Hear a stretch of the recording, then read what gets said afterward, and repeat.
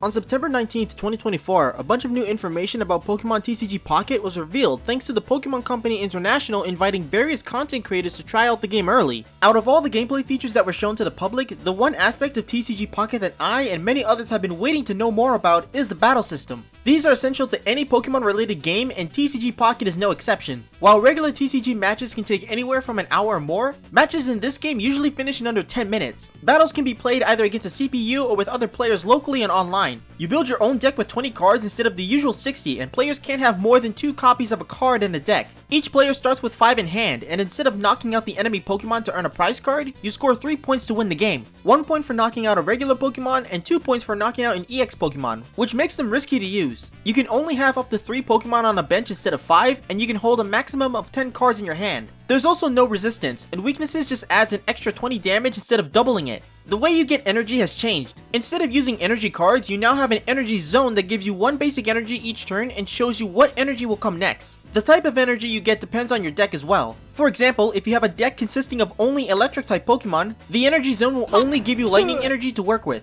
However, if your deck consists of grass and water type Pokemon, then the zone will rotate between giving you a grass or water energy for each turn. Also, you can't stack extra energy, so you need to use one in the energy zone to get the next one the following turn. If you're struggling to come up with a new deck build, the game has a feature that allows you to auto build a deck. Just tell the game to give you the best cards for a specific type or strategy, and it'll do its best to make a new deck using the cards you already have. If you haven't got enough cards to build your decks, there are rental decks that you can obtain through missions, though these have limited uses and you don't keep them forever. Overall, I loved every aspect of the new info that's been released. While I didn't cover everything, the stuff we now know about is more than enough to keep many of us waiting for the release of Pokemon TCG Pocket. We also got confirmation of the exact date for the game's soft launch, which begins on September 26 at 6 AM PDT.